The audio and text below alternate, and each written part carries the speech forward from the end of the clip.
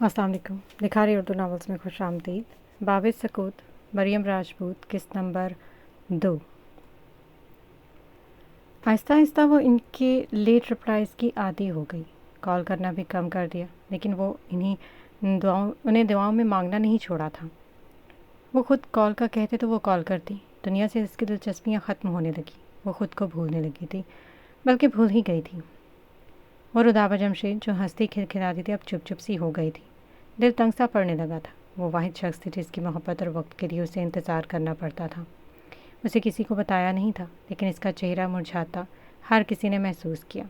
उसकी दोस्तों ने, खतीजा ने, बल्कि इसकी ममा ने भी, मगर किसी ने कुछ पूछा नहीं। सब खामोश थे। वह अपनी ममा के सामने खुश रहने के लिए सच संवर लिया करती थी, मगर जब वीरानियाँ दिल में बसेरा कर लें तो हम जितना मर्जी छुपा लें वो चेहरे से आया होने लगती हैं। इसके शौक़ कम होते जा रहे थे। सोशल मीडिया पर अरसे से इसने कोई पोस्ट नहीं की थी। फॉलोअर्स के मैसेजेस वो इग्नोर कर दिया करती थी, बल्कि वो तो ये भी भूल गई थी कि इसका एक अदद मंगेतर भी है। उसने खुद की खुशी को, खुद की शादाबी को इस एक ही शख्स का मोहताज पाया था। जब वो इससे बात करते तो वो खुशी से पागल हो जाती, लेकिन जब वो 1-2 दिन तक बात ना करती तो वो मरने वाली हो जाया करती थी। इब्राहिम खटक एक मशहूर मोटिवेशनल स्पीकर थे। आधी दुनिया ने जानती थी। रुदाबा जमशेद ने इस शख्स को खुदा से मांग मांग कर हद कर दी थी। वह नमाज़ पढ़ती पढ़ती आयतें भूल जाती थी। इनकी बातें जहन में चलने लगती। वो अपने खुदा के दरमियान इब्राहिम को ले आई थी। बज़ाहिर नॉर्मल दिखने वाली रुदाबा जमशेद बिखर सी गई थी। ये रास्ता गलत था।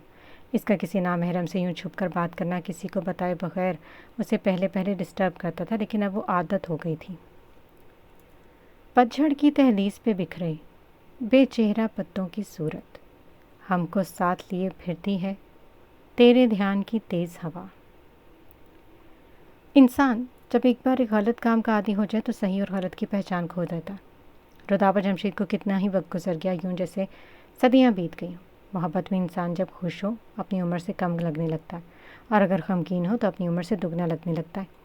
वो 23 साल की लड़की एक उम्र रसीदा सी लगने लगी थी। मोहब्बत वक्त, तवज्जो, इज़्ज़त और एतमाद, प्यार मांगती है, लेकिन कभी कभी जब इन सब चीज़ों की मोहब्बत में शिद्दत से कमी हो जाए तो मोहब्बत कमज़ोर होने लगती है।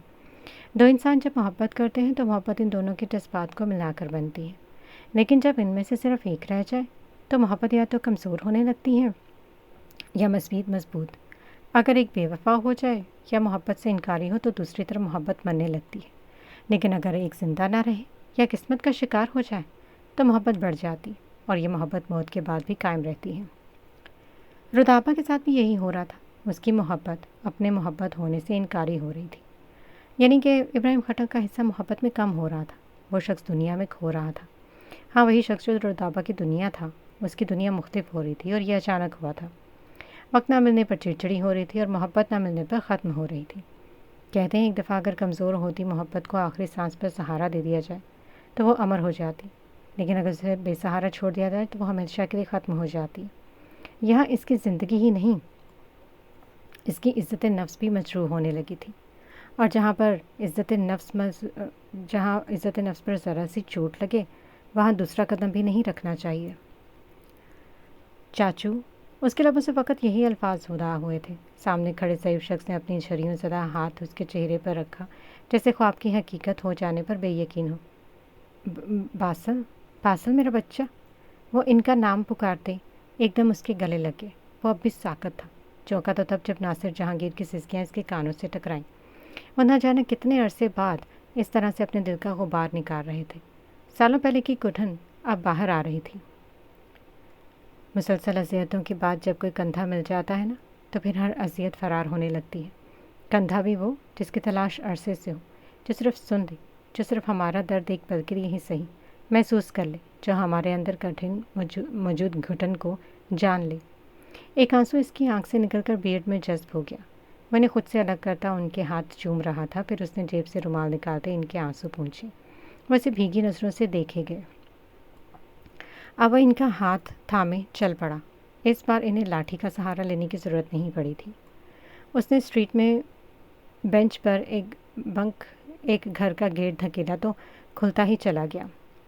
वो इनको लिए अंदर दाखिल हुआ। घर की लाइट्स ऑफ थी اس نے لائٹس آن کی، پھر انہیں صوفے پر بٹھاتے وہ کچن کی جانب بڑھ گیا۔ چند کچھ لمحوں کے بعد وہ واپس آیا تو اس کے ہاتھ میں پانی کا گلاس تھا۔ ناصر جہانگیر سے سرکت پر مسکرائے، وہ اب بھی ویسا ہی خیال رکھنے والا تھا۔ پانی پی لینے کے بعد اب وہ اس کے چہرے کو دیکھ رہے تھے۔ باسل اس کی نظریں ملائے بغیر سر جھکا کر بیٹھا تھا۔ نظریں نہیں ملاؤ گے؟ انہوں نے سنجیدگی سے سوال کیا تو لمحہ بھر کی دیر کے بعد نفی میں سر ہلا۔ باسل جہانگیر کب سے نظریں چرانے لگا؟ وہ تو آنکھوں میں آنکھیں ڈال کر بات کیا کرتا تھا۔ وہ پرانے باسل جہانگیر کا حوالہ دے رہے تھے۔ وہ باسل جہانگیر بے گناہ تھا۔ اس نے ایک نظر ان کے چہرے پر ڈالتے سامنے دیوار پر ٹکا دی تو وہ لب پھینچ گئے۔ وہ اب بھی بے گناہ ہے، انہوں نے سادگی سے سنجیدگی سے کہا۔ چاچو، میں کوئی بچہ نہیں جسے آپ یہ سب کہہ کر بہلا لیں گے اور میں اپنی غلطی بلکہ گناہ بھول جاؤں گا۔ وہ سرد لہجے میں کہتا ہاتھ کی مٹھی بند کیے صوفے کی پشت سے ٹیک لگا دی۔ باسل، یہ امتحان ختم کرو بچے، یہ سرد مہری کی جنگ چھوڑ دو، خود کو سزا نہ دو۔ تم سب کب تک یوں اندر ہی اندر مرتے رہو گے؟ تم لوگ ایک دوسرے سے نفرت کرتے ہو لیکن صرف ایک دوسرے کے منہ پر، دلوں میں موجود محبت اب بھی ہے، وہ کسی سرد مہری کی سل کے نیچے دب چکی ہے۔ سب اپنے آپ کو مجرم سمجھتے ہو، جان بوجھ کر سزا دے رہے ہو خود کو تم لوگ۔ وہ تھکے تھکے سے بولے، اس بار لہجہ ہارا ہوا تھا۔ 4 سال کم نہیں تھے، اب ان کے کندھے مضبوط نہیں رہے تھے، وہ کسی بھی وقت ڈھہ سکتے تھے۔ باسل نے ان کے چہرے کو بہت غور سے دیکھا، بغیر کچھ بولے بس ان کی جانب دیکھے گیا۔ تم لوگ ایک دوسرے کی اب بھی پرواہ کرتے ہو اور تمہیں لگتا ہے یہ بات میں جانتا نہیں ہوں؟ وہ اب خفا تھے۔ باسل نے سوالیہ نظروں سے ان کے چہرے کو دیکھا۔ براق ہر ماہ آتا ہے، یہاں وہ ندا کی ہر ضرورت کا خیال رکھتا ہے۔ بے شک شمروز کی موجودگی میں وہ یہ سب کچھ نہیں کرنا چاہتے لیکن اسے فکر ہے، تب یہ تو آتا ہے، مجھ سے ملتا ہے، لیکن اس بہانے سے کہ اس کی میٹنگ ہے تو آیا ہے مجھ سے ملنے۔ نہ ملتا، وہ اگر اس دن میں اسے نہ دیکھ لیتا، وہ مجھ سے نہیں چھپا سکا۔ باسل جہانگیر دھک دھک رہ گیا۔ اسے براق کی ایسی حرکت کا علم ہی نہیں تھا۔ اسے تو لگا تھا شاید وہ کبھی ان سب سے نکل ہی نہ سکے، لیکن براق تو وہ چاہتا ہی نہیں تھا۔ وہ ہمیشہ سے یہاں نہ ہو کر بھی یہی تھا، وہ ان فضاؤں میں اب بھی تھا۔ 4 سال سے بھائی یہاں پر آتے ہیں اور میں لا علم ہوں۔ وہ بھی بے یقین تھا، مگر اندر کہیں دل میں تھوڑی سی خوشی بھی تھی، یوں جیسے پرانے راستے کھلنے والے ہوں۔ ایک پل کے لیے صحیح، وہ باقی سب بھول گیا تھا۔ وہ کلاس میں بیٹھی لیکچر لے رہی تھی۔ اس کی سائیکالوجی کی پروفیسر مریم کیانی کا لیکچر ہو رہا تھا جو افسردہ سی تھی۔ ان کا ایک جملہ اس کے کان سے ٹکرایا تو وہ چونکی۔ خود کے لیے بولنا پڑتا ہے، خود کے لیے صرف ہم خود ہوتے ہیں، یہ دنیا کبھی ہماری نہیں ہوتی۔ وہ ان کی جانب متوجہ ہوتی ان کی باتیں سننے لگی۔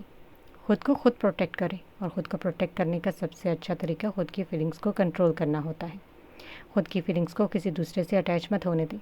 ہماری یہ اٹیچمنٹس ہمیں انسیکیور کرتی ہیں، اور محبت کے معاملے میں اس ایک انسان سے ہم انسیکیور ہوتے ہیں۔ اس کی غیر موجودگی میں ہمیں وہم ہونے لگتی، ہم خود کو بھولنے لگتے۔ یاد رہتا ہے تو صرف وہ ایک شخص۔ ہم جب خود کی فیلنگ سے کنٹرول کھو دیتے ہیں ہم غیر محفوظ ہو جاتے ہیں۔ محبت ضرور کریں لیکن اپنے جذبات کو اس ایک شخص کا محتاج مت کریں، آپ خود کو کھو دیں گے۔ پروفیسر بول رہی تھی وہ ساکت سے سن رہی تھی۔ یہ اسے پہلے محسوس نہیں کیا تھا، مگر سچ تھا، اس کی فیلنگز اس شخص کی محتاج ہو چکی تھی، تبھی تو وہ ابراہیم کی شخصیت سے نکل نہیں پا رہی تھی۔ اسے خود کو اس سب سے نکالنا تھا۔ وہ گھٹ گھٹ کر زندگی نہیں گزار سکتی تھی، کچھ تو کرنا تھا خود کے لیے، صبر یا پھر جذبات کا قتل۔ اسے سارے عرصے میں ایک انسیکیورٹی رہی تھی کہ آیا ابراہیم کو اس سے محبت بھی تھی کہ نہیں، بلکہ ہاں وہ سمجھنے لگی تھی کہ ابراہیم اسے کبھی وقت نہیں دے سکے گا، کبھی اس سے ویسی محبت نہیں کرے گا جیسے وہ چاہتی تھی۔ اس دن وہ یونی سے واپس آتے ساتھ کمرے میں گھستے ہی ابراہیم کو کال ملا چکی تھی۔ بیل جا رہی تھی مگر کال نہیں اٹھائی گئی۔ وہ لب کاٹتی پھر سے کال ملانے لگی۔ ایک بیل، دوسری بیل، تیسری بیل، چوتھی بیل، کال بند ہو گئی۔ اس نے پھر سے کال ملائی، اس بار بھی دوسری طرف رنگ ہوتی رہی مگر اٹھایا نہیں گیا۔ وہ 10 کالز ملا چکی تھی لیکن جواب ندارت۔ آخر وہ ایک آخری بار کوشش کرتی پھر سے کال ملائی اور اس بار کال اٹھا لی گئی تھی۔ ہاں ہلو، ابراہیم کی آواز سنتی وہ آنکھیں موند گئی تھی۔ ایک سکون سا اترا تھا دل میں، ایک عجیب سا خمار۔ کیسی ہوں؟ پھر سے پوچھ رہا تھا۔ رتابہ کچھ دیر کے بعد بولنے کے قابل ہوئی۔ ٹھیک ہوں۔ اس کی آواز سنتے ابراہیم خٹک نے مسکرا کر ایک شعر پڑھا تھا۔ بٹھا کر یار کو رات بھر پہلو میں، جو کچھ نہیں کرتے وہ کمال کرتے ہیں۔ ان کے شعر پر وہ مسکرائی۔ کتنے بزی ہوتے ہیں، جب بھی کال کروں بات نہیں کرتے، میری کال بھی نہیں اٹھاتے۔ وہ افسردہ سی ہوتی رو دی۔ میں اٹھاتا تو ہوں کال۔ وہ مصروف سے بولے تو وہ لب کاٹ گئی۔ وہ یقیناً اب بھی مصروف تھی۔ مصروف ہیں؟ اس کے سوال پر انہوں نے سر ہلایا۔ مجھے آپ کا وقت چاہیے، آپ ابھی یہ سب کرتے ہیں، اگر میری آپ سے شادی ہو گئی تو تب بھی ایسے ہی کریں گے؟ اپنے وقت کے لیے ترس آئیں گے؟ وہ سسک اٹھی۔ چندہ رو کیوں رہی ہو؟ ابراہیم خٹک کی گھمبیر آواز گونجی تو آنسو اس کی آنکھوں سے بل بل بہنے لگے۔ نہیں رو رہی، بہتی آنکھوں سے بولتی لڑکی دل میں بڑا درد چھپائے ہوئے تھی۔ میں تھوڑی دیر بعد کال کروں گا، رونا مت، میں ادھر ہی ہوں تمہارے پاس۔ وہ یہ کہتے کال بند کر چکے تھے۔ رضابہ تکیے میں منہ دیے سسکتی چیخی تھی۔ اسے وہ شخص چاہیے تھا، وہ شخص ضروری ہو گیا تھا۔ اللہ، میں آپ کے پیروں میں گر جاؤں گی، مجھے وہ شخص دے دے۔ ایسا کیوں ہو رہا ہے؟ میں کیوں اس شخص سے باہر نہیں نکل پا رہی؟ اس نے اس سوچتے کمرے کو دیکھا، پھر اٹھتی واش روم کی جانب بڑھ گئی۔ واش روم میں داخل ہوتے اس کی نگاہ سامنے لگے آئینے پر پڑی تو ایک دم پھر سے ٹوٹ کر روئی۔ اتنی خوبصورت لڑکی کو کوئی کیسے اگنور کر سکتا ہے؟ کیا اس شخص کا دل میرا یہ حسین چہرہ بھی نہیں جیت سکتا؟ وہ سوچتی ہوئی مزید انسیکیور ہوئی تھی، پھر جلدی سے نل کھولتی ٹھنڈے پانی کو چہرے پر ڈال دیا۔ ٹھنڈا پانی چہرے پر پڑتا سکون دے رہا تھا۔ وہ کچھ پل کے لیے ہر درد بھولتی پرسکون ہوئی۔ واش روم سے نکلتی وہ سیدھا آئینے کے سامنے کھڑی ہوتی لپسٹک کا ایک خوبصورت شیڈ نکال کر لگانے لگی، پھر جھمکے پہنے اور کمرے سے باہر نکل گئی۔ رضابہ، ختیجہ نے اسے پکارا تو وہ کچن کی جانب بڑھ گئی۔ کیا کر رہی ہو؟ وہ ختیجہ کو دیکھتے ہوئے پوچھنے لگی۔ کیک بیک کر رہی ہوں، وہ مصروف سی بولتی کیبنٹ سے بیکنگ پاؤڈر نکال رہی تھی۔ جدید طرز کا بنا کچن مہارت سے سجا تھا، جو کہ ختیجہ اور رضابہ کا ہی کارنامہ تھا۔ وہ دونوں گھر کو مکمل طور پر اسٹیٹک بنا کر رکھنا چاہتی تھی، بلکہ بنا بھی چکی تھی۔ میری کچھ ہیلپ کر دو گی؟ ختیجہ نے اسے پکارا تو سر ہلاتی اپرن پہن کر چکن کی کٹنگ کرنے لگی۔ کچھ دیر بعد وہ لوگ کچن سمیٹتی سارا کھانا ٹیبل پر لگا چکی تھی۔ بابا آ گئے ہیں؟ گاڑی کا ہارن سن کر رضابہ چونکی۔ اسے یاد تھا کہ کچھ ماہ پہلے تک وہ کس طرح بابا کے واپس آنے پر ان کا انتظار کرتی تھی، ان کے کندھے سے لگ کر دن بھر کی داستان سنایا کرتی تھی۔ وہ تیزی سے باہر گیٹ کی جانب بڑھی تو سامنے سے آتے جمشید جیلانی چونکے تھے۔ عرصہ بعد ان کو یوں آفس سے آتے ساتھ سامنے دکھی تھی۔ بابا، وہ پکارتی ان کے سینے سے آ لگی۔ کچھ دیر تک وہ خاموش رہے، مگر اچانک اس کی سسکیاں سنائی دی تو اسے اپنے سینے سے الگ کرتے اس کا چہرہ پوچھا، کیوں رو رہی ہو بیٹا؟ وہ پریشان ہوئے۔ کچھ نہیں بابا، بہت ٹائم بعد آپ کے ساتھ سینے سے لگی ہونا تو رونا آ گیا۔ وہ آنسو پوچھتی بول رہی تھی۔ بیٹا، میں تو یہیں تھا، لیکن میری بیٹی کہیں کھو گئی تھی۔ وہ افسردہ ہوئے تھے۔ رضابہ کی آنکھیں پھر سے نم ہوئیں، پھر سے وہ شخص یاد آیا اور وہ پھر سے رو دی۔ بابا، اتنے مہینے کو درد ان کے سینے سے لگی بہا رہی تھی۔ بیٹا چلو اندر۔ وہ اس کے آنسو پہنچتے اندر کی جانب بڑھ گئے۔ کچھ دیر بعد وہ نارمل ہوتی سب کے ساتھ بیٹھی کھانا کھا رہی تھی۔ پھر وہ لوگ دیر تک بیٹھے باتیں کرتے رہے اور آخر سب اٹھے تو وہ بھی اپنے کمرے کی جانب بڑھ گئی۔ رضابہ، بابا کی پکار پر وہ مڑی تو وہ اسے اپنے پیچھے آنے کا کہتے باہر لان کی جانب بڑھ گئے۔ بابا، آپ نے بلایا تھا؟ وہ لان میں کھڑے جمشید صاحب کے پاس کھڑی پوچھ رہی تھی۔ رضابہ، میری بچی کہاں کھو گئی ہو؟ وہ اس کے چہرے کو تھامتے آہستہ سے بولے تو وہ چونکی۔ تم جتنا مرضی چھپاؤ، پاپ ہوں تمہارا، تمہاری ان بے نور آنکھوں کو دیکھ کر پہچان لیتا ہوں۔ وہ اس کی حیرانگی پر کہہ رہے تھے، وقت رہتے ان راستوں سے لوٹ آنا چاہیے جن پر چلتے ہوئے یہ علم ہو جائے کہ یہ راستے جن منزلوں کو جاتے ہیں وہ ہمارے نہیں ہیں۔ وہ سنجیدگی سے بول رہے ہیں۔ تم سمجھدار ہو رضابہ، مجھے تم پر یقین ہے، تم میری بیٹی کو کھونے نہیں دو گی۔ انہوں نے کہتے جھک کر اس کا ماتھا چوما تو وہ گہرا سانس بھرتی آنکھوں میں آنسو کو جذب کیا۔ وہ اندر کی جانب بڑھے تو رضابہ نے مڑتے ان کی پشت کو دیکھا۔ بابا، آپ کی بیٹی لوٹ آئے گی، تھوڑا وقت لگے گا، خود کے لیے خود کو سنبھال لے گی آپ کی بیٹی۔ بابا، آپ کی بیٹی مضبوط ہے۔ دور کھڑے جمشید صاحب نے مسکرا کر ان سے دیکھا، پھر کچھ کہے بغیر اندر کی جانب بڑھ گئے۔ وہ اپنی ایک بزنس میٹنگ کے دوران ضروری کال ہونے پر اٹھا اور ریسٹورنٹ کی راہداری میں آتا کال پر بات کرتا آہستہ آہستہ قدم بڑھاتا ہوا باہر کی جانب جا رہا تھا، جب اچانک اس سے کوئی ٹکراتے بچا۔ براق نے غصے سے سامنے دیکھا تو کوئی لڑکی تھی۔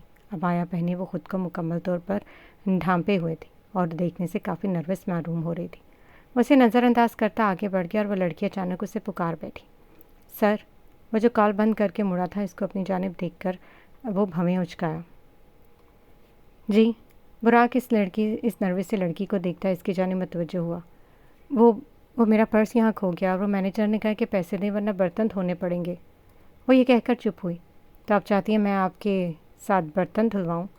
وہ سوالیہ انداز میں طنز کر رہا تھا۔ نہیں تو آپ ہماری مدد کر دیں، بس ہمارا پرس ڈھونڈنے میں۔ وہ اس کی بات پر سٹ پٹاتی بولی تو یہ براق کے لبوں پر نامحسوس انداز میں مسکراہٹ ابھرتی غائب ہوئی۔ میں کیسے مدد کر سکتا ہوں؟ میں نے آپ کا پرس نہیں دیکھا اور نہ آپ کو جانتا ہوں۔ وہ ایک دم سنجیدہ ہوا۔ ہاں، پر آپ انسانیت کے ناطے ہماری مدد کر دیں گے؟ وہ ایسے تھی جیسے ابھی رو دے گی۔ آپ اپنے پرس کی ڈیٹیلز مینیجر کو بتا دیں اور میرا نام بتا دیں، میں پیمنٹ کر دوں گا۔ اپنا ایڈریس دے دیں اور پھر جا سکتی ہیں۔ میں مینیجر سے کہہ کے آپ کا پرس ڈھونڈ کر آپ کے گھر بھجوا دوں گا۔ انسانیت کے ناطے، وہ جان چھڑانے والے انداز میں کہتا جا چکا تھا۔ پیچھے کھڑی لڑکی کی آنکھوں میں بہت سے آنسو آ گئے۔ وہ بے بسی سے اتنے جاتا ہوا دیکھتی رہ گئی۔ تقریباً 2 گھنٹے بعد وہ میٹنگ ختم کر کے باہر نکلا تو وہ لڑکی ابھی بھی وہیں پر ہی بیٹھی تھی۔ براق پہلے تو اس کو دیکھ کر چونکا مگر پھر چل پڑا، لیکن اس کا ارادہ براق کو جانے دینے کا نہیں تھا۔ سنیں، وہ ایک دم سے کھڑی ہوتی اس کی جانب آئی تھی۔ جی، وہ اکتایا ہوا مڑا۔ وہ آپ نے اپنا نام تو بتایا نہیں، میں مینیجر کو کیا کہتی؟ وہ بے بسی سے بولی تو براق نے اس کی بے وقوفی پر اسے گھورا۔ براق جہانگیر، اس نے اپنا نام سامنے کھڑی لڑکی کو بتایا اور سامنے کھڑی لڑکی اگلے لمحے جیسے پتھر کی مورت بن گئی۔ اس کی نقاب سے جھانکتی آنکھیں ایک پل میں ساکت پڑی۔ براق انہیں دیکھ رہا تھا لیکن وہ اسے ہی دیکھ رہی تھی۔ واقعی وہ شخص نایاب تھا۔ اب آپ جا سکتی ہیں۔ اس نے فون پر مینیجر کو کال کرتے بلایا اور اسے ساری بات سمجھائی کہ جب وہ پاس کھڑی لڑکی کی جانب متوجہ ہوا تو سر جھکائے کھڑی تھی۔ مس، براق نے اسے پکارا، آپ جا سکتی ہیں۔ وہ پھر سے بول رہا تھا۔ اسی پل سامنے کھڑی لڑکی نے نظریں اٹھائی اور آنکھوں میں آنسو تھے۔ براق ایک پل کو چونکا۔ کیا آپ ٹھیک ہیں؟ اس نے حیرت سے پوچھا تو اس نے سر جھکا کر سر اس بات میں ہلایا۔ مزید ایک بار بھی اس شخص کی نظروں میں دیکھتی تو پردہ نہ رکھ پاتی۔ آپ چلے جائیں گے یا آپ کو چھوڑ دوں؟ اس نے غیر ارادی طور پر وہ سوال کیا تو ایک دم سر ہلا گئی۔ ٹھیک ہے، چلیں۔ وہ یہ کہہ کر آگے بڑھا تو وہ اس کے قدم پیچھے بڑھائے۔ اپنا ایڈریس بتا دیں۔ وہ مصروف سا ڈرائیو کرتے ہوئے پوچھ رہا تھا۔ نایاب نے ایک پل کو اس کی جانب دیکھا پھر اسے ایڈریس بتایا۔ تقریباً 15 منٹ بعد وہ مطلوبہ پتے پر پہنچ چکے تھے۔ شکریہ، وہ اسے شکریہ کہتی اندر کی جانب بڑھ جانا چاہتی تھی اور براق نے گاڑی واپسی کی جانب موڑ لی، لیکن پھر وہ ایک دم بریک پر پاؤں رکھے۔ کچھ احساس بے معنی ہوتے اور وہ بالکل اچانک ہوتے، کچھ غیر یقین، بلکہ یکدم اسے ایسا بھی کوئی احساس ہوا تھا کہ کچھ تھا جو دل سے جڑا ہوا تھا۔ وہ پل میں بے چین ہوا، چہرے پر کرب نمودار ہونے لگے۔ براق جہانگیر نے غیر ارادی طور پر ایک نگاہ پیچھے موجود گھر پر ڈالی اور گاڑی سٹارٹ کرتا پل میں وہاں سے غائب ہوا تھا۔ اس کی گاڑی سڑک پر ہوا سے باتیں کر رہی تھی لیکن وہ بے خبر سا بیٹھا تھا۔ ایک آنسو آنکھ میں اٹکا ہوا تھا، ایک یاد تھی جو دل جلا رہی تھی، ایک چہرہ تھا جو تڑپا رہا تھا اور وہ بے بس تھا۔ سالوں پہلے کا منظر پھر سے یاد آیا تھا۔ ہنسی، کہکہیں، خوشیاں، اپنے پیارے، دل کے مکین، سب ایک ساتھ، اور پھر ایک آگ جو سب راکھ کر گئی۔ ایک لمحہ جو سب ختم کر گیا۔ اس نے بریک پر پاؤں رکھتے سر اسٹیئرنگ پر ٹکا دیا۔ لالا، ایک پکار دل سے نکلی تھی اور ایک لبوں سے، دونوں ہی ایک وجود کو پکار رہی تھیں، ایک لا حاصل وجود کو، ایک انجان وجود کو، ایک غائب وجود کو۔ مجھے کبھی اپنی قسمت اپنے روبرو ملے تو میں اس سے پوچھوں کہ تو نے میرے حصے کے لوگ ہی کیوں مجھ سے دور کیے، اور تب کیے جب مجھے ان کی سب سے زیادہ ضرورت تھی۔ وہ آنکھیں موندے بول رہا تھا۔ محبت کر کے جب ایک شخص کو اس کے حال پر چھوڑ دیا جائے تو اس سے زیادہ اذیت ناک کچھ نہیں ہوتا۔ وہ شخص جس کے لیے دل تڑپتا ہو، اسے اس کے حال پر چھوڑ دینا ہماری رگ رگ میں اذیت بن کر ڈھونڈتا ہے۔ محبت سے ظالم کوئی شخص اس دنیا میں ہے تو بتاؤ۔ خوب چلتی ہے مجھ پر تیری ہجر گری، تجھ کو آتا ہے بھرے شہر میں تنہا کرنا۔ اگلے دن پھر مس مریم کے لیکچر میں وہ ان کی باتیں سنتی بہت کچھ محسوس کر رہی تھی۔ لوگوں کی نیگیٹیوٹی کو خود کے اندر اتارنا اور ان کی باتوں پر کان دھرنا چھوڑ دیں، آپ صحت مند ہو جائیں گے، مریم کریانی نے مسکرا کر کہا تھا۔ تیسری رو میں بیٹھی رتابہ نے ان کو دیکھتے بہت کچھ یاد کیا۔ اسے وہ سب یاد آیا جو اس نے سنا تھا اور جو اس کے دل میں زخم پھیلا رہا تھا۔ وہ اکثر انسٹا ریلز پر دیکھا کرتی تھی، مختلف ریلز جو کہ نامحرم سے ریلیشن شپ کو واضح طور پر پرومیننٹ نہیں کرتے تھے، لیکن وہ کسی بھی خاص انسان کو اس بات پر اکساتے تھے کہ کوئی ہو جو ان کی بھی طرح اس کی فکر کرے، جس کے ساتھ وہ کپل ڈی پی لگا سکے، جن کو وہ اسٹیٹس پر مینشن کر سکیں۔ جو ان سے خوبصورت باتیں کر سکے، جو ان کو ان کی اہمیت کا احساس دلا سکے۔ یہ ریلز، یہ سانگس انسان کو اکساتے ہیں۔ ایک میل یا فیمیل فرینڈ تو ہونا ہی چاہیے، چاہے اس سے شادی ہو نہ ہو، کم از کم گفٹس تو مل جائیں گے، کچھ پرکشش باتیں تو ہو جائیں گی۔ اور اس چیز کا اکثر کچھ ٹین ایج کا نشہ انسان کو ان منزلوں کا مسافر بنا دیتا ہے۔ کچھ تو یہ منزل ہنستے کھینچتے حاصل نہیں کرتے، لیکن کچھ کے دل پر جا لگتی ہے۔ یہ 4 دن کی دوستی یا ریلیشن، کچھ اس کے عادی ہو کر سیریس ہو جاتے ہیں تو کچھ آخر تک کھیل ہی سمجھتے ہیں۔ سارا قصور سوشل میڈیا کا نہیں ہے، لیکن جو ہے سو ہے۔ انسان کو گناہ پر صرف شیطان ہی نہیں بلکہ اس کا اپنا ضمیر بھی آمادہ کرتا ہے۔ ضمیر کا کیا علاج کیا جائے؟ ہمارے ضمیر کو ہمارے علاوہ اور کون روک سکتا ہے؟ یہ ضمیر دنیا میں اپنا ہی ہے، آخرت میں یا روز محشر یہ بدل جائے گا، اور پھر اس کا اکسانا ہمارا گناہ مل کر ایک کبیرہ گناہ بن جائے گا، جس کا انجام کیا ہوگا ہم سب جانتے۔ رودابہ جمشید نے اس پر پونی میں یونی میں بیٹھے کیا جانا تھا؟ اس نے جانا تھا خود کو، خود کے گناہ کو، بلکہ اپنے ضمیر کو۔ اس کا ضمیر مرا نہیں تھا، وہ زندہ تھا، کیونکہ اس سے احساس ہو رہا تھا کہ وہ کیا کرتی آئی ہے۔ وہ خود کے ساتھ بڑی ناانصافی کر چکی تھی، لیکن اب نہیں، اب تو سنبھل جانے کا وقت تھا۔ دل چاہے ٹوٹے، چاہے وہ جان سے جائے، اسے خود کو بدلنا تھا، بلکہ خود کو سنوارنا تھا۔ اس کے بابا کو اپنی بیٹی واپس چاہیے تھی، وہ انہیں ان کی بیٹی ضرور واپس کرے گی۔ خود سے عہد کرتی وہ اس دن مریم کریانی کے آفس میں آ گئی۔ میں آئی کم ان؟ وہ پروفیسر مریم کریانی کے روم کے باہر کھڑی پوچھ رہی تھی۔ جواب ملنے پر وہ اندر داخل ہوئی تو مریم کریانی گلاسز لگائے اپنے لیپ ٹاپ پر کام کر رہی تھی۔ بیٹھیں، ان کے کہنے پر وہ بیٹھ گئی۔ خیریت؟ وہ ان کی برائٹ اسٹوڈنٹ تھی، اس لیے انہیں اس کی فکر ہوئی تھی۔ آپ سے ایک سوال ہے، وہ جھجکتی کہہ رہی تھی۔ پریشان مت ہو، سوال کریں۔ ان کی بات سن کر وہ ریلیکس ہوتی بولنے لگی۔ کل آپ نے کہا تھا خود کی فیلنگز پر کنٹرول کریں، آپ محفوظ ہیں، لیکن میں سمجھ نہیں سکی ہم اس ایک انسان کو اپنے دماغ سے کیسے نکال دیں۔ کیا وہ اتنا آسان ہے؟ وہ تذبذب سی پوچھ رہی تھی۔ اچھا سوال ہے، مریم کریانی لیپ ٹاپ کو ایک طرف کرتی اٹھی اور کافی میکر کی جانب بڑھی۔ کسی بھی شخص کو ذہن سے نکالنے کے لیے جانتی ہو کیا ضروری ہوتا ہے؟ وہ سوال کر رہی تھی۔ رودابہ خاموش تھی۔ اس سوال کا ذہن میں آنا کہ اسے ذہن سے کیسے نکالا جائے۔ وہ اپنی بات پر مسکرائی تھی۔ آپ نے یہ سوچا کہ اس شخص کو کیسے اپنے ذہن سے نکالا جائے، یعنی کہ اسٹیپ فرسٹ پار کر لیا، اب آپ اس کو نکالنے کی وجہ تلاش کریں گی۔ ان کے چہرے پر ایک پرکشش تھی۔ رودابہ ان کی جانب دیکھے گئی۔ وجہ یہ ہے کہ اس شخص نے ایسا کیا کیا کہ آپ یہ سوچنے پر مجبور ہوئیں؟ وہ کھڑکی سے آتی دھوپ کے سامنے جا کھڑی ہوئی تھی۔ ایسا کیا تھا جو آپ کو اتنا ہرٹ کر گیا کہ آپ نے اس شخص کو دل سے نکالنے کا سوچا بھی؟ اور آپ جانتی کہ یہ آپ نے کس بنا پر سوچا؟ وہ واپس اس کے سامنے آ کھڑی ہوئی تھیں۔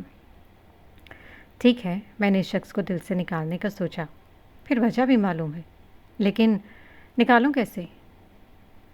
وہ سوال کرتی دل میں ایک عجیب سی سرد مہرے محسوس کر رہی تھی۔ اس شخص کے لیے جیسے ساری فیلنگز اس وقت جیم ہو چکی ہوں۔ اسے دل سے نکالنا بہت آسان ہے۔ اس شخص کا وہ عمل یاد کرو جس نے تمہیں یوز لیس، یعنی کہ معمولی محسوس کروایا، تمہیں تمہاری اہمیت کم محسوس کروائی۔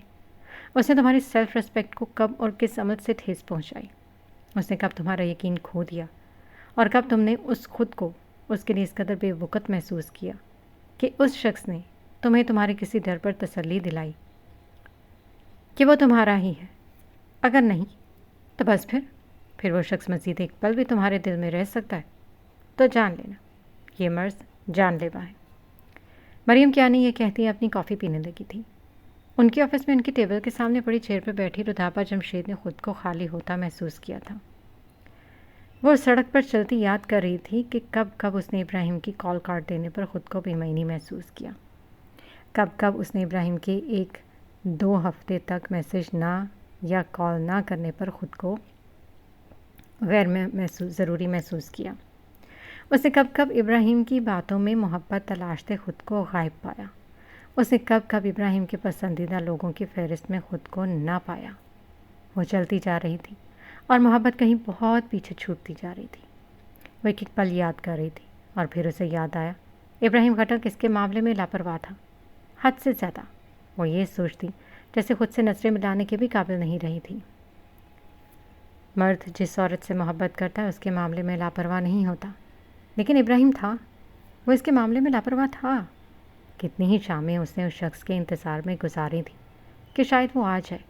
وہ سارا دن اس سے باتیں کرنے کا انتظار کرتی، لیکن جب بات کا وقت آتا وہ غائب ہو جایا کرتے تھے۔ اس دن اسے علم ہوا اس شخص کی شاعری، اس کی یہ فلسفی باتیں رودابا کی پسندیدہ تھی، اس لیے وہ اس سے محبت کر بیٹھی تھی۔ اسے آج معلوم ہوا وہ اس سے کتنا بڑا تھا، عمر میں، جذبات میں۔ وہ میچیور تھا، وہ سمجھدار تھا، وہ جانتا تھا کہ ایک ٹینیج لڑکی سے کیا بات کرنی، کیسے کرنی، اسے کس طرح ہینڈل کرنا ہے، وہ سب جانتا تھا۔ اس لیے وہ اس پر کبھی چلایا نہیں تھا، کیونکہ اب ایک لڑکی کبھی بھی سخت الفاظ یا لہجہ نہیں برداشت کرتی۔ وہ جان بوجھ کر اسے تڑپاتا تھا، کیونکہ جانتا تھا کہ اس کی غیر موجودگی میں اس سے اور شدید محبت کرنے لگے گی۔ وہ اس سے 10 منٹ بات کر کے 10 دن غائب رہتا کہ اسے ہر پل سوچے، ہر پل محسوس کرے، ہر پل وہ اسے یاد کرتے کرتے اس سے محبت کر بیٹھی تھی۔ وہ شخص سائیکالوجی جانتا تھا، جادو نہیں۔ وہ شخص دماغ اور دل دونوں سے کھیل گیا تھا، اور وہ دل ہار کر دماغ پر بھی قابو نہیں رکھ سکی تھی۔ اس کا دماغ ہر پل اس شخص کی یاد دلاتا اور دل سے خون رستا تھا۔ رودابا جمشید نے سامنے سے آتی گاڑی کو دیکھا اور تیزی سے اس کی جانب بھاگی۔ ابراہیم، وہ روتی ہوئی پکارتی رہی تھی۔ ہاں، اس نے ابراہیم کو دیکھا تھا، جو کہ وہم نہیں تھا۔ وہ بھاگتی ہوئی سڑک پر آ چکی تھی۔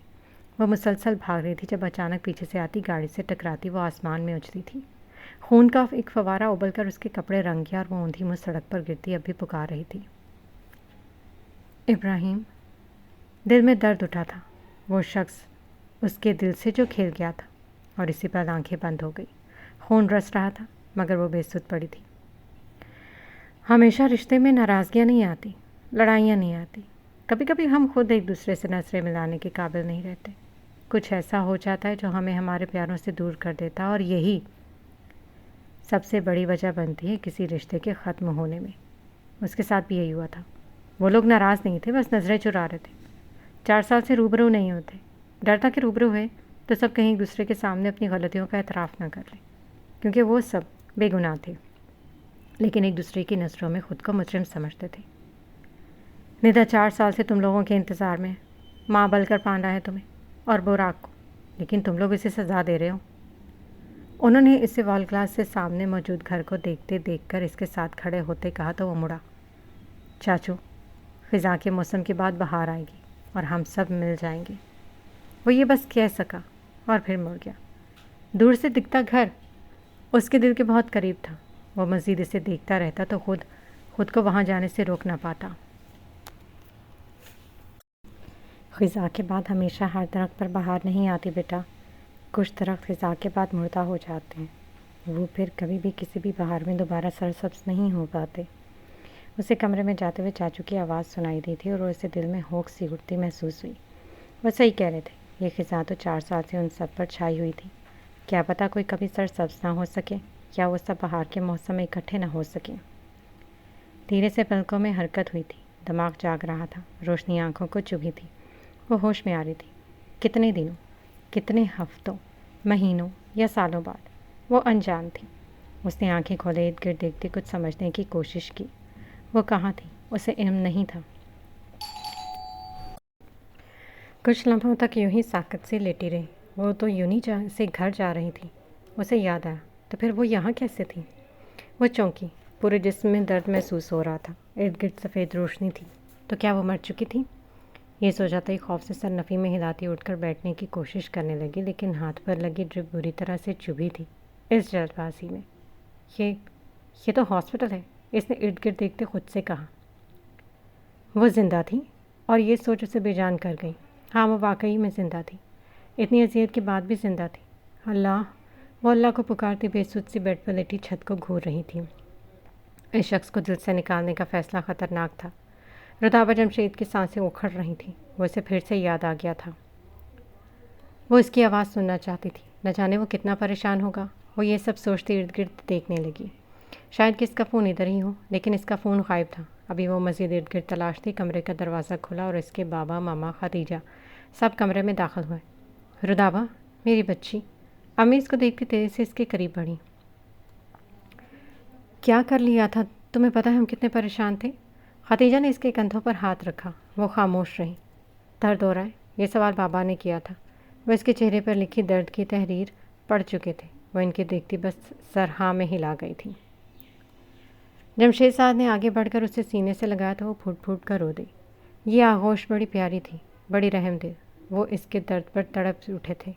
2 دن گزر چکے تھے، وہ گھر آ گئی تھی۔ اس نے 2 دن کیسے گزارے تھے وہ وہی جانتی تھی۔ دل کا درد خود کو دوسروں کے سامنے رونے سے روکنا، آنسوؤں کا گولا جب گلے میں اٹک جائے تو کتنی تکلیف دیتا تھا، وہ ان 2 دنوں میں جان گئی تھی۔ دوسروں کے سامنے ٹھیک ہونے کا ڈھونگ کرنا کٹھن ہوتا ہے، خاص کر تب جب وہ درد سے جان جا رہی ہو، لیکن وہ درد کسی کو بتانے والا نہ ہو۔ ہر دکھ نہیں بانٹا جا سکتا، کچھ دکھ صرف ہمارے ہوتے اور انہیں ہمیں اکیلے ہی سہنا پڑتا ہے۔ اس دکھ میں وہ اکیلی تھی، یہ دکھ اسے اکیلا ہی سہنا تھا۔ اس شخص کی اپنے دل میں موجودگی کا درد۔ اس نے بہت صبر کیا، لیکن پھر جیسے صبر جواب دے گیا تھا۔ صبر بھی صرف صبر کی حد تک ہی کیا جا سکتا ہے، تکلیف حد سے بڑھ جائے تو ضبط ٹوٹ جایا کرتے ہیں۔ اس نے کانپتے ہاتھوں سے فون اٹھاتے وہ نمبر ملایا جو کہ چیٹ لسٹ میں سب سے اوپر پن کیا گیا تھا، جسے آخری میسج 1 ہفتے پہلے کا تھا، جو اس نے خود کیا تھا، اور وہ میسج بھی ان سین تھا۔ وہ ضبط کا دامن چھوڑتی تیز سے اس نمبر پر کال ملا چکی تھی۔ کچھ دیر تک بیٹھ جاتی رہی، پھر کال اٹھا لی گئی۔ اس نے کبھی ابراہیم کو اس بات کا اندازہ نہیں ہونے دیا کہ وہ اس کے لیے کتنا روتی تھی، وہ اس کو کتنا چاہتی تھی۔ وہ صرف محسوس کرواتی تھی۔ ابراہیم خٹک سمجھدار تھا، وہ تو اس کے دل کی باتیں جان جایا کرتا تھا، لیکن وہ کبھی اپنے ہاتھوں بکھرتی لڑکی کو جان ہی نہیں سکا۔ وہ اس کے یہ جذبات محسوس ہی نہیں کر سکا کہ اس نے خود رودابہ جمشید کو کس حد تک سینسٹیو بنا دیا ہے۔ کیسے ہیں؟ اس نے کانپتے لبوں سے سوال کیا۔ ٹھیک ہوں، کہاں غائب ہو اتنے دن سے؟ وہ ہم سے لہجے میں پوچھ رہے تھے۔ رودابہ کے دل نے چاہے وہ بتا دے کہ وہ تکلیف میں ہے، اسے اس شخص کا سہارا چاہیے، لیکن پھر اسے بس ایک چہرہ یاد آیا، اور وہ چہرہ تھا پروفیسر مریم کیانی کا۔ ان کی باتیں ان کے ذہن میں گھومنے لگی تھیں۔ کچھ نہیں، بس ویسے ہی، اور سرسری لہجے میں بولتی ابراہیم خٹک کو چونکا گئی، کیونکہ وہ خود اس نے اتنے دن کال یا میسج نہ کرنے پر حیران تھا۔ وہ پہلے وقت پر 10 یا 20 کال کر دیا کرتی تھی، جبکہ ابراہیم کال نہیں اٹھاتا تھا، وہ سر کھائے رکھتی۔ خیریت ہے؟ ابراہیم خٹن کی پریشان سی آواز گونجی تو وہ مسکرائی۔ وہ شخص تھوڑی سی فکر کرتا تھا اور وہ کھل اٹھی تھی۔ ہاں جی، وہ مسکرا کر بولتی، اس سے حال چال پوچھتی، چھوٹی چھوٹی باتیں کرنے لگی۔ کچھ دیر بعد ابراہیم اسے کسی کام کا کہتا کال بند کر کے تو وہ پھر سے پہلے والی بیمار سی لڑکی لگنے لگی۔ وہ کمزور جسم کے ساتھ اٹھی اور فون چارج پر لگا کر واپس بیڈ پر آ بیٹھی۔ کاش وہ مجھ سے یوں ہی بات کرتا رہے، اللہ وہ شخص مجھے عطا کر دے۔ وہ خود سے باتیں کرتی اللہ سے دعا کر رہی تھی۔ وہ اس انسان کی ایڈکٹ تھی، اور کسی بھی ایڈکشن کو چھوڑنے کے لیے کسی دوسری ایڈکشن کو اپنانا پڑتا ہے جو اس کے لیے ضروری تھا، لیکن وہ انجان تھی۔ وہ وہیں لیٹی لیٹی سو چکی تھی۔ شام کو اس کی آنکھ کھلی تو اندھیرا پھیل چکا تھا۔ وہ اٹھ کر کمرے سے باہر نکل آئی۔ لان میں بیٹھے جمشید صاحب، اس کی ماما اور ختیجہ آپس میں باتیں کر رہے تھے۔ وہ بھی ان کے پاس جا کر بیٹھ گئی تو وہ سب اس کو کچھ دیر میں باتوں میں لگا چکے تھے۔ وہ خود کو فریش فیل کرتی مسکرائی تھی۔ ہمارے اپنوں کی خوبصورت اور نرم لہجے ہماری عمر دراز کر دیتے ہیں۔ کھانا کھا کر کمرے میں داخل ہوئی تو پھر سے کمرہ اسے کھانے کو دوڑا تھا۔ پھر سے کہیں سے اس شخص کی یاد اس کو آ چمٹی۔ پھر سے وہ پینک ہوتے فون پکڑ کر بیڈ پر بیٹھتی ابراہیم کو کال ملایا۔ بیلز جا رہی تھی مگر کال نہیں اٹھائی گئی۔ وہ اس کے کال نہ اٹھانے پر پاگل سی ہو گئی تھی۔ عجیب دیوانگی، وہ اس کو بار بار کال ملاتی۔ عجیب سی کیفیت، عجیب سے نشے کا شکار تھی، اور اس کا نشہ صرف اس شخص کی آواز سن کر پورا ہونا تھا۔ وہ 20 کالز کر چکی تھی، لیکن جواب ندارت۔ اس ابراہیم کا کالز نہ اٹھانا اس کے پینک اٹیکس کو ٹریگر کر رہا تھا۔ وہ کانپتے ہاتھوں سے پھر کال مل گئی مگر جواب ندارت۔ بس اس کے بعد کال نہیں کروں گی، وہ خود سے کہتی، پھر کال ملائی، لیکن اس بار بھی جواب نہیں ملنے پر وہ بری طرح روتی۔ وہ شخص کیوں تھا اتنا بے پرواہ؟ اس شخص کو اس کی فکر کیوں نہیں تھی؟ کیا وہ اس سے محبت نہیں کرتا تھا؟ اور یہ سوال آتے ہی جیسے وہ بے جان ہوئی تھی۔ ابراہیم خٹک نے اس سے نکاح کا وعدہ کیا تھا کہ وہ اس سے محبت کرتا تھا۔ وہ یہ سب سوچتی خود کو ریلیکس کر رہی تھی، جس کے دل کا درد شدت اختیار کر چکا تھا۔ ابراہیم، وہ سخت چیختی سسک اٹھی تھی۔ اب میں آپ کو کال نہیں کروں گی، رہے میرے بغیر، میں اکیلی رہ جاؤں گی۔ مر لوں گی لیکن آپ سے بھیک نہیں مانگوں گی، وہ خود سے کہتے اپنے آنسو پونچھ گئی۔ پروفیسر مریم کے لیکچر کے دوران وہ بے چین سی بیٹھی تھی، نہ اس سے ٹھیک سے لیکچر لیا گیا، نہ ہی وہ کچھ سمجھ سکی۔ پروفیسر کلاس سے نکل گئی تو فضا نے اسے پکارا، رودابہ کیا ہوا تمہیں؟ تم نے اپنے سوشل میڈیا اکاؤنٹس بھی پرائیویٹ کر دیے؟ وہ بہت حیران تھی۔ رودابہ چونکی، اسے یاد آیا کہ وہ اپنے تمام اکاؤنٹس ایک ہفتے پہلے ہی پرائیویٹ کر چکی ہیں۔ وہ اس شخص کو اپنی ایک جھلک بھی نہ دکھا کر ترسانا چاہتی تھی، کاش اسے یاد کرتے ہی میسج کر دے۔ کچھ وہم اور خوش فہمیاں یہ ثابت کرتے ہیں کہ ہم ضرورت سے زیادہ اگر کسی سے امیدیں لگا لیں تو نقصان ہمارا ہی ہوتا ہے۔ ہاں، وہ ایک لفظی جواب دیتی کلاس روم سے باہر نکل چکی تھی۔ اس کے قدم کینٹین کی جانب تھی۔ وہ کچھ کھانا چاہتی تھی کیونکہ صبح ہی وہ ناشتہ نہیں کر کے آئی تھی۔ وہ اپنا آرڈر دیکھ کر بیٹھی تو کچھ دیر بعد اپنے قریب ایک جانی پہچانی سی آواز سنائی دی۔ وہ جھٹکے سے مڑے تو پیچھے ٹیبل پر بیٹھی لڑکی ایک ویڈیو دیکھ رہی تھی، اور ویڈیو میں کوئی اور نہیں بلکہ ابراہیم خٹر کا لیکچر چل رہا تھا۔ وہ کہیں کسی سیمینار میں اسٹیج پر کھڑا بول رہا تھا۔ رودابہ اس کے الفاظ تو نہیں سمجھ پائی کیونکہ وہ اس کے چہرے اور آواز میں کھوئی ہوئی تھی۔ کھڑکی کی ذرا سی دراز سے ایک لکیر کی مانند روشنی کمرے میں آ رہی تھی، جو کہ پورے کمرے کو روشن کرنے کے لیے کسی طور پر کافی نہیں تھی۔ کمرے کے ایک کونے میں بیٹھے وجود نے روشنی دیکھتے ہی اٹھ کر کونے میں پڑے جگ سے ایک گلاس پانی نکال کر پیا، پھر وہاں پاس پڑا ایک صاف کپڑا زمین پر بچھا کر نماز کے لیے نیت باندھ لی۔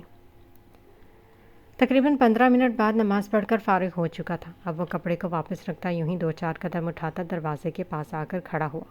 اگلے لمحے اس نے دروازے کو زور زور سے بجانا شروع کر دیا تھا، کسی پاگل کی طرح۔ کچھ لمحے یوں ہی سرک گئے، باہر کوئی ہلچل نہیں ہوئی تھی۔ اس نے پوری قوت سے دروازے کو پھر سے پیٹنا شروع کیا تو اگلے ہی پل باہر سے مین گیٹ کے کھلنے کی آواز پر مزید زور زور سے دروازہ پٹکنے لگتا۔ ایک تو یہ پاگل قیدی صبح صبح پتہ نہیں کیوں اٹھ جاتا ہے، باہر سے کوئی انگلش نبو لہجے میں کراہت آواز میں بڑبڑاتا آ رہا تھا۔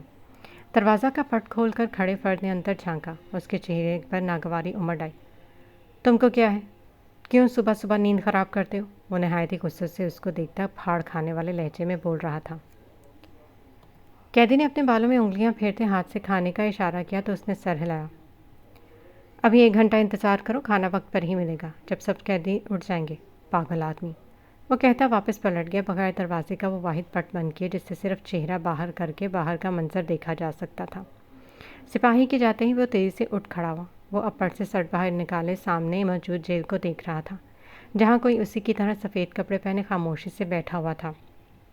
اس کے کمرے کا پٹ کھلتا تھا جبکہ سامنے والے کمرے کے ارد گرد گرل لگی تھی، وہاں دروازہ نہیں، جیل کی طرح لوہے کے ڈنڈے لگے تھے۔ اندر سے باہر اور باہر سے اندر واضح دیکھا جا سکتا تھا۔ اس نے سامنے موجود وجود کو دیکھ کر بے تاثر نگاہ اپنے گلے میں پکڑے لاکٹ پر ڈالی۔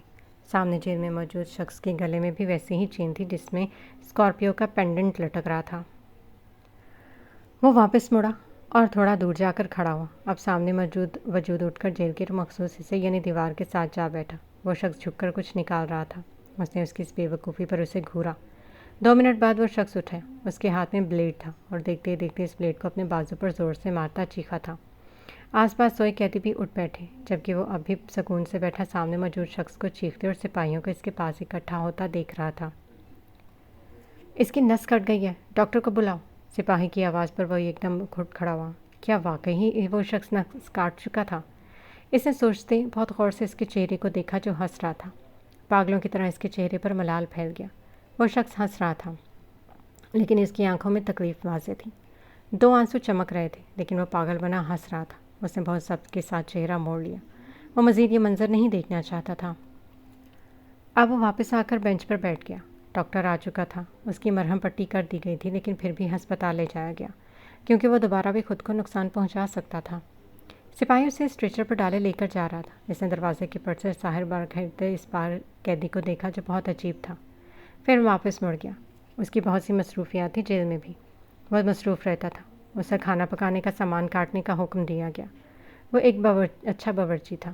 پاگل خانے کے باورچی اکثر چھٹی کرتے تھے تو اس کو ہی کھانا بنانا ہوتا تھا۔